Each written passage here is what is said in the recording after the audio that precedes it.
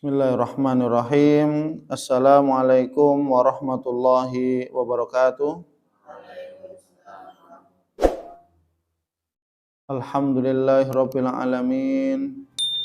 Wassalatu wassalamu ala asyrafil anbiya'i wal mursalin wa ala alihi wa ashabihi wa man tabi'ahum bi ihsanin ila yaumiddin. Amma ba'd. Mari kita awali kultum ini dengan baca doa thalabul ilmi bersama-sama. Bismillahirrahmanirrahim. Rabbi zidni ilm. Allahumma anfa'ni bima 'allamtani wa 'allimni ma yanfa'uni warzuqni ilman yanfa'uni. Amin. Para santri muslimin, muslimat, para hamba Allah yang rutin menyaksikan channel YouTube Rumah Quran Al-Furqan ini, yang semoga kita semuanya senantiasa diberikan oleh Allah kesehatan wal afiat, dan kita senantiasa diberikan oleh Allah rizki yang halal, yang berkah, dan kita senantiasa dijaga, dilindungi oleh Allah Subhanahu wa taala, kita bersama keluarga kita semuanya. Amin amin ya rabbal alamin.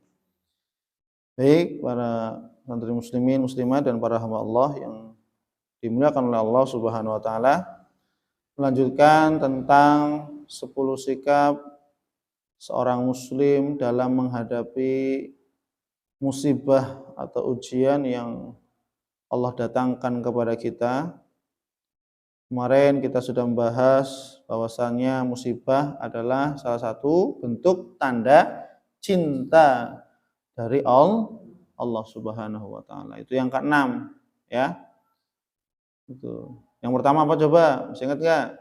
Sang.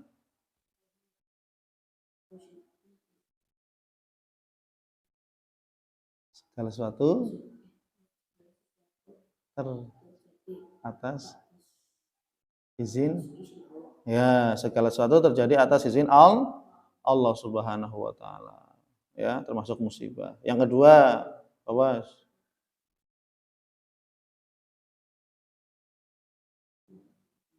Ya, kita bukan satu-satunya yang mendapatkan musibah atau yang semuanya diuji oleh Allah. Kamu pun diuji oleh Allah di sini, yang menuntut ilmu, jauh dari orang tua, ya, harus beradaptasi dan seterusnya. Masing-masing diuji, yang menuntut ilmu diuji, yang menjadi ustadznya diuji, yang menjadi orang tua diuji, yang jadi guru diuji, yang jadi apa saja semuanya diuji, yang jadi orang tua diuji, yang jadi anak juga diuji. Ujiannya beda-beda. Paham ya? Kemudian berikutnya apa? Fahri, yang ketiga. Yang ketiga apa? Bahwasanya musibah adalah sebagai, itu yang keenam. Yang ketiga, penghapus dosa. Musibah adalah sebagai penghapus dosa-dosa kita. Yang keempat, apa? Ishak. Yang keempat, Allah tidak akan memberikan beban kecuali kita pasti mampu, ya. Tidak mungkin Allah memberikan musibah kepada kita kecuali pasti apa? Kita mampu melewati musibah tersebut, ya. Kemudian yang kelima, apa Hamzah?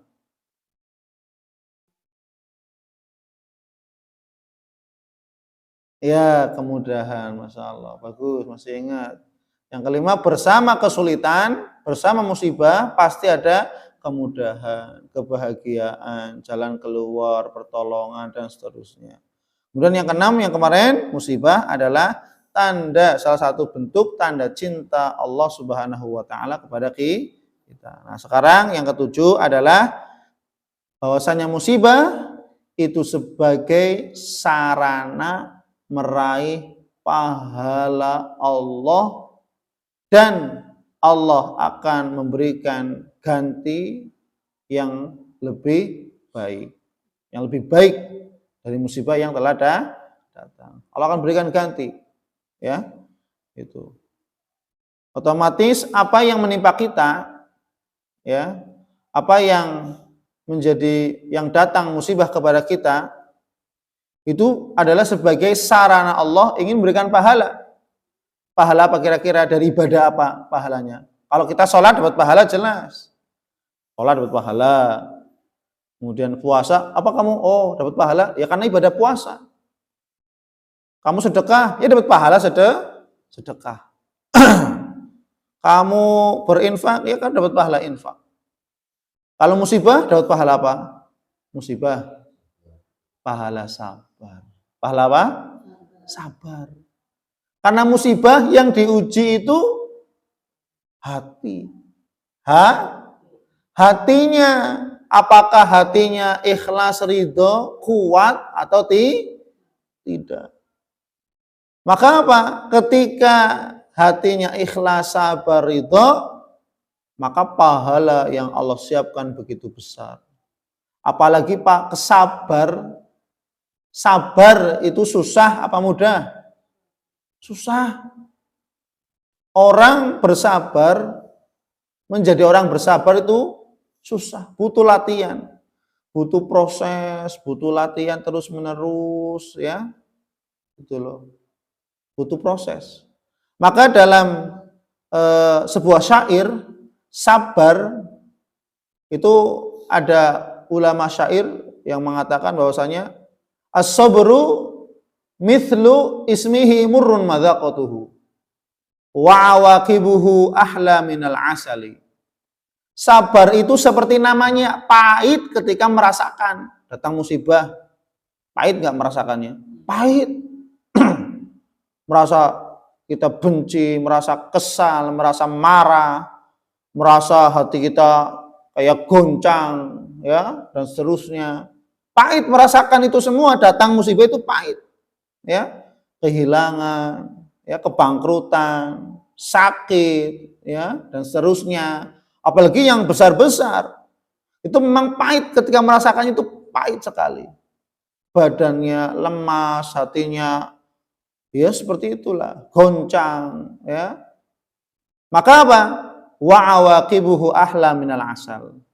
Tapi akibat setelah dari datangnya musibah yang dihadapi dengan kesabaran, ya, wa awaqibuhu ahla minal asal. Maka setelah itu apa yang didapat? Ya, keadaan yang lebih manis daripada madu. Setelah terjadinya musibah, yang musibah ini dihadapi dengan kesabaran, ikhlas, ridho, maka setelah datangnya musibah, setelah selesai, maka setelahnya akan menjadi kehidupan, keadaannya ahwa minal asal, lebih manis dari manisnya madu. Dan apa? Allah berikan pahala yang sangat banyak. Dan apa? Dan Allah akan berikan ganti dari musibah yang telah terjadi dengan sesuatu yang lebih baik dari musibahnya. Ya, yang kehilangan motor, Allah akan berikan ganti yang terbaik. Meskipun tidak baik secara motornya gitu ya, yang kehilangan motor Ninja, gantinya motor Supra misalkan. Misalkan, fotonya lebih baik, bukan dari itunya, tapi lebih baik apa? Kita semakin dekat dengan Allah. Kita semakin taat dengan Allah. Mungkin motornya ini awet, berkah, ya, tidak mudah rusak. Seperti itu. Jadi jangan melihat gantinya Allah itu lebih baik dalam arti zatnya, bukan. Bisa jadi lebih baik daripada zatnya. Tapi juga bisa jadi kita semakin taat kepada Allah, ini jauh lebih baik. Ya. Gitu. Maka ini sebagaimana sabda Rasulullah SAW, Rasulullah bersabda, ya, ma min muslimin tusibuhu musibah, ya, tidaklah seorang muslim yang menimpanya atau ditimpa musibah, fayaqulu ma amarahullah, kemudian dia mengucapkan apa yang diperintahkan oleh Allah Subhanahu wa taala pada saat terjadi musibah. Apa kalau terjadi musibah? Apa ucapan yang kita ucapkan? Inna lillahi wa inna ilaihi raji'un. Apa? Inna lillahi wa inna ilaihi raji'un. Ya. Ini ucapan orang yang beriman ketika diuji, diberikan musibah oleh Allah Subhanahu wa Ta'ala. Apapun itu, sandal hilang, sepeda hilang, motor hilang, uang hilang. Bukan hanya ketika ada orang meninggal baru innalillahi wa inna ilaihi raji'un. Kalimat ini bukan hanya khusus untuk berita kematian, bukan. Tapi apa? Setiap musibah kecil, sedang, besar mengalami kepada kita, menimpa kita, kita ucapkan innalillahi wa inna ilaihi raji'un. Kadang masyarakat atau kita sebagian kita itu kalau ditimpa musibah, sandal hilang atau apa misalkan, oh hilang, biasa aja. Ya. Ketika kita sandal hilang atau sebagainya, innalillahi wa inna. Loh, kok kamu mengucapkan innalillah itu kan cuma khusus untuk orang meninggal? Bukan. Tapi ucapan innalillahi wa inna ilaihi raji'un adalah diucapkan ketika terjadinya musibah apapun itu. Terjadinya musibah apapun itu. Bukan dikhususkan untuk orang-orang yang meninggal. Paham ya? Oh, apalagi orang meninggal, ya tetap kita baca gitu ya. Tapi ini ya dibaca, diucapkan ketika datang musibah apapun. Kamu diuji oleh Allah kesabaran innalillahi wa inna ilaihi raji'un. Ya. Sepedanya hilang innalillahi wa inna ilaihi raji'un. Ya, uangnya hilang innalillahi wa inna ilaihi raji'un. Kemudian apa? Bukan hanya sekedar innalillahi wa inna ilaihi raji'un, tapi ditambah dengan doa. Ditambah dengan doa.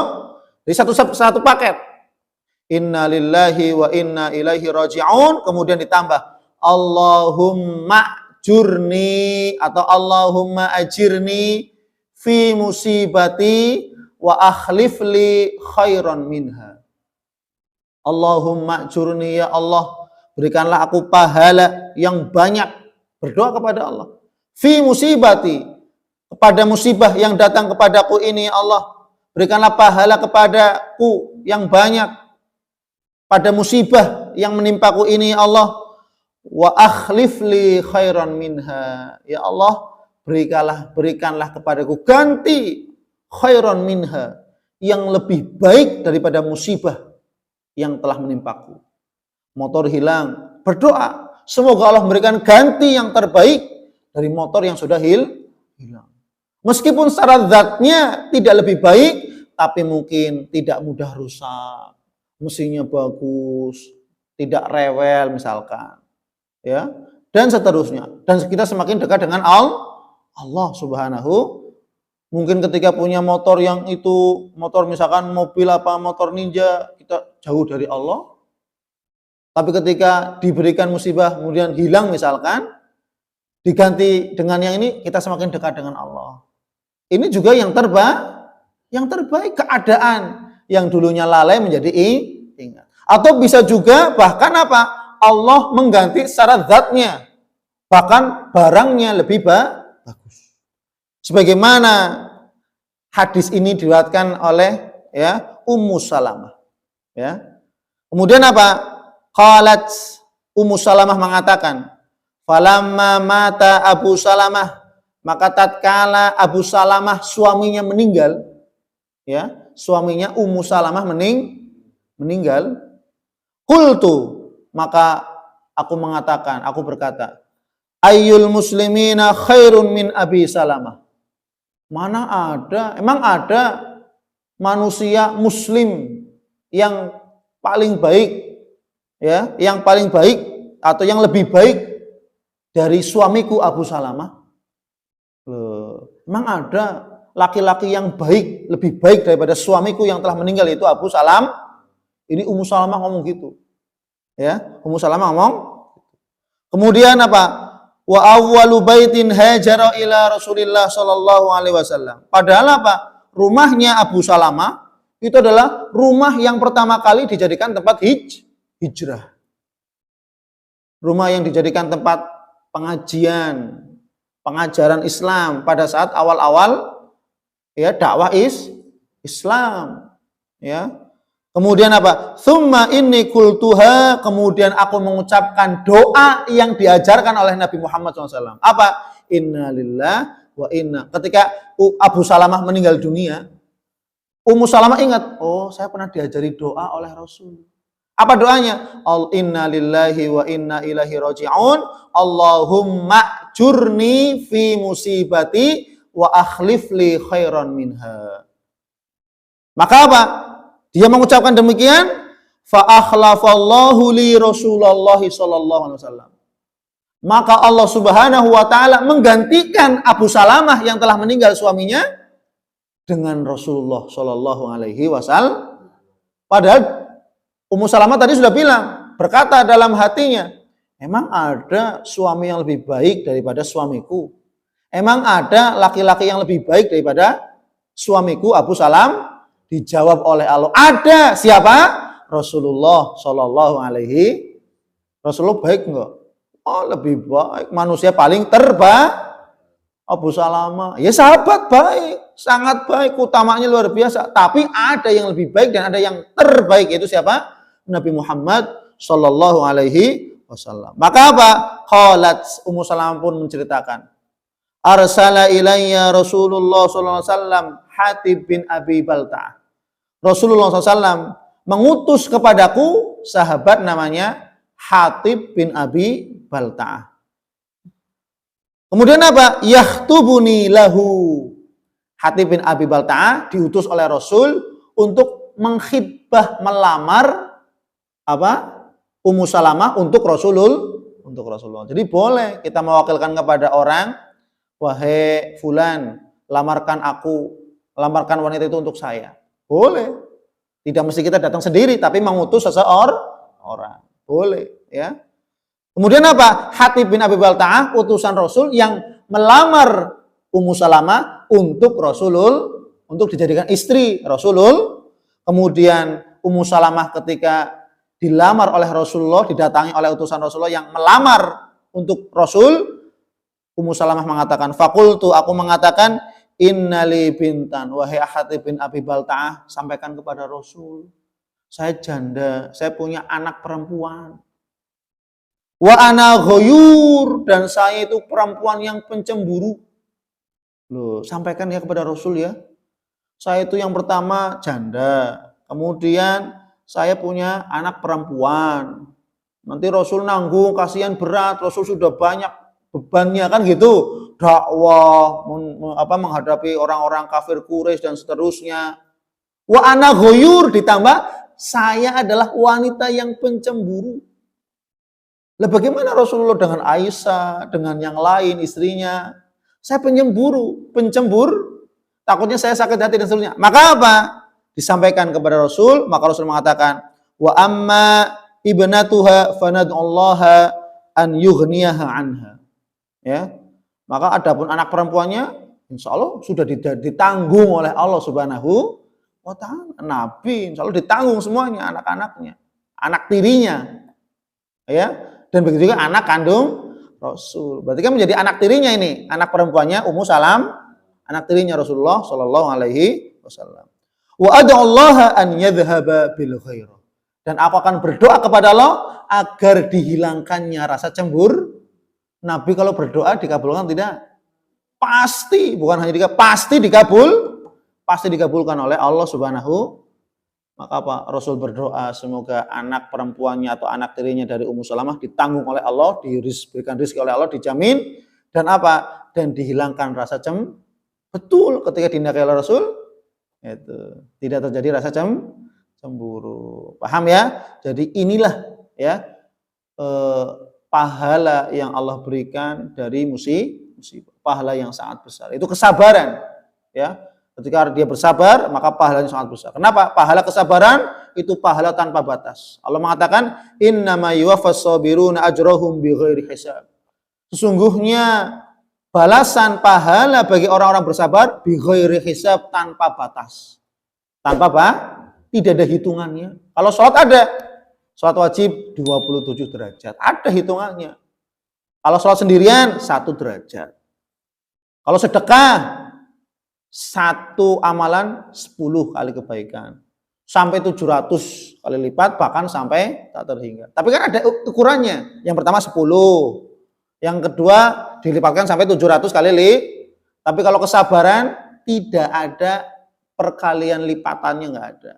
Dan itu yang mengetahui hanya Allah. Dan Allah hanya mengatakan pahala kesabaran bi ghairi hisab, tanpa batas. Berarti banyak atau sedikit? Banyak sekali, tanpa batas. Loh, banyak sekali. Kemudian apa? Allah akan berikan ganti yang lebih baik daripada musibah yang datang kepada kita. Paham ya? Ya, semoga ini menjadi ilmu yang bermanfaat untuk kita semuanya. Amin amin ya rabbal alamin. Wallahu a'lam bishawab. Kita tutup. Subhanakallahumma wa bihamdik asyhadu an la ilaha illa anta astaghfiruka wa atubu ilaik. Wassalamualaikum warahmatullahi wabarakatuh.